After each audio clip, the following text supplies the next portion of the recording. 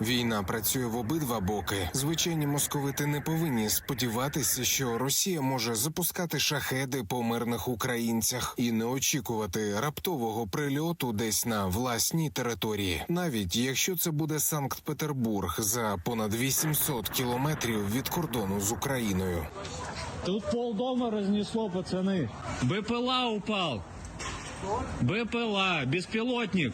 Вибух пролунав на північному сході Пітера. Сама ж російська пропаганда одразу озвучила причину. Дрон намагався поцілити нафтобазу Руч'ї, що менш як за кілометр від місця падіння безпілотника. Цього разу росіянам пощастило. Про вічно гарних московитів не повідомляють. Пошкоджені припарковані автівки та зо 1,5 десятка квартир у 2 будинках. Звідти вивезли сотню мешканців. Сталося кілька пожеж. У місцевих від запальної ночі очікувана реакція. Что-то такое начало, как, не знаю, летающая тарелка подлетать. Буквально что-то такое услышали, такой звук. Бах. Ну, все выбило.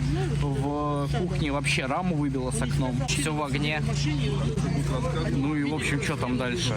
А далі був уже не Петербург, а Єкатеринбург. Тут, щоправда, не приліт дрона, а вибух саморобної бомби на електропідстанції Калинінська. Про це заявила ворожа пропаганда. Саме від цієї електропідстанції йдуть лінії постачання одразу до 3 російських оборонних підприємств. На Росії відбуваються закономірні вибухові аномалії, а на українському фронті і не думають припинятися загадкові падіння російських літаків. У повітряних силах підтверджують збиття винищувача бомбардувальника Су-34. Це сталося у перший день весни на східному напрямку. Надвечір суботи українські зенітно-ракетні війська відпрацювали ще один Су-34. Чому регулярний літакопад не отримує достатньо відео чи фотопідтверджень? Це пояснюють у повітряних силах ЗСУ. Підстерігати ворога там, де він того не очікує, або очікує і нахабніє, наважується залітати. От, власне, будуть от такі от результати. Знищуються на великих відстанях. Тому і хочеться побачити, звичайно, там російських льотчиків, катапультувавшихся чи ні. Так? Палаючий літак, який падає, ну, на відстані 100 і більше кілометрів в глибину оборони противника, це не є реальним побачити. Хіба щось у нас витече потім на ворожих ресурсах. Але на ворожих ресурсах бувають витоки не лише підбитої техніки ворога. Інколи тут з'являються і перехоплення розмов союзників України. Російська пропаганда оприлюднила 40-хвилинну розмову високопоставлених німецьких офіцерів. В ній питання щодо ймовірної передачі ракет «Таурус» і залучення фахівців Бундесверу. І особливий момент – німецький прагматичний підхід до плану руйнації Кримського мосту. Pfeiler sind relativ klein und das kann halt der Taurus darstellen und die Depots, da kommen wir halt durch. Können diese Daten, wie sieht ein Brückenpfeiler auf dem Taurus aus? Ich gerne nochmal schnell ergänzen wegen der Brücke, weil wir die uns intensiv angeguckt haben und die Brücke ist leider aufgrund ihrer Größe wie ein Flugplatz. Das heißt, es kann durchaus sein, dass ich dafür 10 oder 20 Flugkörper brauche. Und ich glaube, das bringt es ja schon ganz gut auf den Punkt. Wir alle wissen ja, dass sie die Brücke rausnehmen wollen. Morgen dieser so wichtig, nicht nur militärisch strategisch wichtig, auch so ein bisschen politisch ist die gute Insel da ja ihr Herzstück. Оприлюднені переговори вже заходилися перевіряти у Берліні. Залучили Федеральне відомство військової контррозвідки. Примітно, що злита розмова, датована серединою лютого, з'явилася в мережі за лічені дні після того, як у Бундестазі закликали канцлера до передачі Україні ракет «Таурус». Шольц досі відмовляється від цього кроку, але розслідування перехоплених розмов тепер тримає на особистому контролі. Те, про що нам повідомили, є дуже серйозною справою. Тому це буде розслідувано дуже ретельно, дуже інтенсивно та дуже швидко. Це необхідність. В оборонному комітеті Бундестагу не здивовані появою запису. Кажуть, Москва давно використовувала шпигунство як складову гібридної війни. Тож союзникам варто більше опікуватися інформаційним захистом. Які наслідки від цього зливу для Києва? Позитивні чи негативні, як і з усім, 50/50. Про це П'ятому каналу говорили в міжнародній розвідувальній спільноті «Інформнапалм». Ну і там дуже багато технічних деталей, дуже таких багато навіть приємних для України деталей, тобто де вони неодноразово хвалять Україну. І це, звичайно, що нам приємно. Ну і тепер просто питання в тому, а що буде після цього? Тобто, в принципі, звичайно, що ті, хто підтримує Україну, для них це буде просто аргументом для того, що, мовляв, дивіться, там німецький солдат не повинен проводити, ступати на українську землю, вони це все українці зможуть зробити і самі. Ви, головне, передайте ракети. Це з одного боку.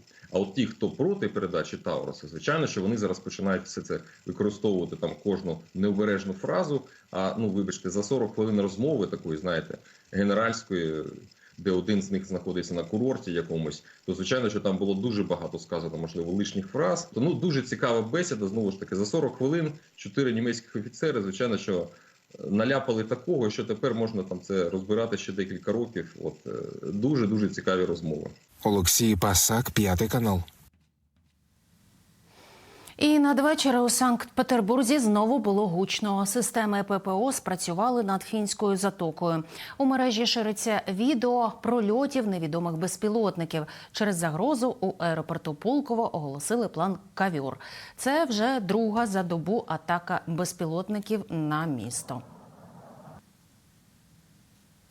Жалобу оголосили в неділю в Одесі та області. Через російський удар у зруйнованій багатоповерхівці загинули 7 людей, зокрема 2 діти. 4-місячний Тимофій та Марк, якому не виповнилося і 3 років. Їхні імена назвав президент у вечірньому зверненні. Володимир Зеленський укотре закликав партнерів не зволікати із поставками озброєння Україні, зокрема засобів протиповітряної оборони. Окрім загиблих, в Одесі ще 8 поранені. Вночі російський дрон розтрощив цілий під'їзд будинку. Якого лиха накоїли окупанти, Лідія Середюк розповість.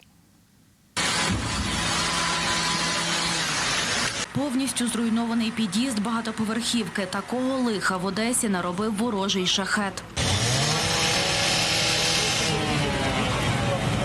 7 із 8 дронів, які запустила Росія по Одесі, знищили сили ППО. Але один шахет почав маневрувати серед густо заселених житлових кварталів та влучив у 9-поверхівку. Заходили з моря. Водна поверхня, зрозуміло, вона максимально приховує рух шахедів.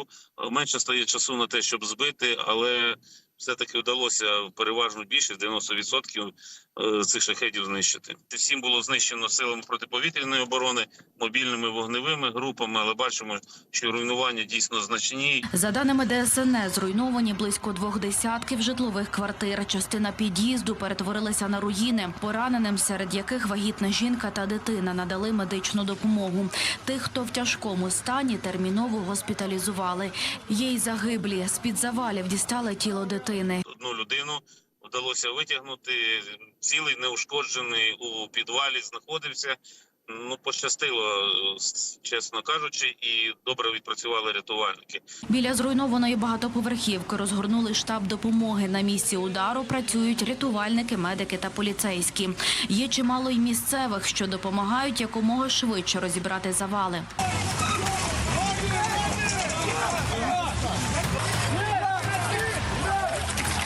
Вибух також пошкодив бойлерну, що була розташована поруч. Через це без тепла залишилися 11 багатоквартирних будинків. Біля зруйнованого дому понівечені й автівки. Довкола розкидані речі власників пошкоджених квартир.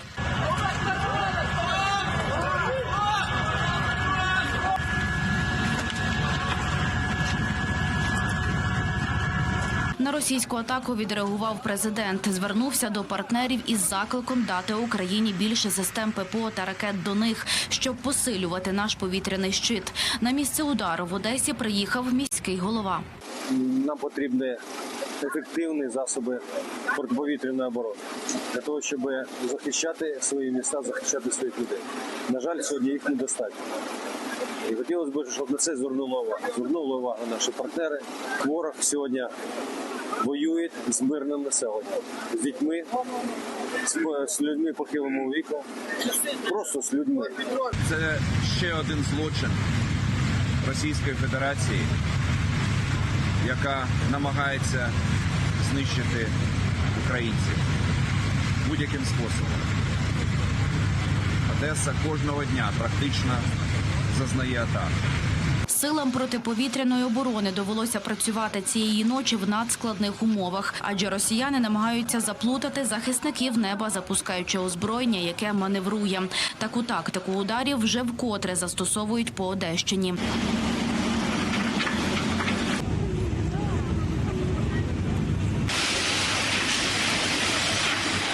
Лідія Середюк, 5 канал. Збитки через ворожу атаку підраховують в Одесі. За оновленими даними від міської ради, у будинку, в який поцілив ворожий шахет, знищено 18 квартир, ще 7 пошкоджені. Проте це ще попередні дані. На місці продовжує працювати оперативний штаб. Водночас у пошкодженому будинку відновили електрику. Раніше у міській раді повідомили, що через російський удар в 11 будинках міста, школі та дитячому садочку немає тепла. Нині роботу котелень відновлюють. Крім того, у 2 будинках відсутнє газопостачання. Водночас рятівники продовжують розбирати завали. Залучено майже 90 рятувальників, які розбирають зараз завали. 22 одиниці техніки. Зараз тяжка техніка працює, тому що ми бачимо, що плити впали. Рятувальники самостійно не можуть їх підняти, так що залучається тяжка техніка. Працюємо в взаємодії з іншими службами. Розгорнуто 7 пунктів обігріву.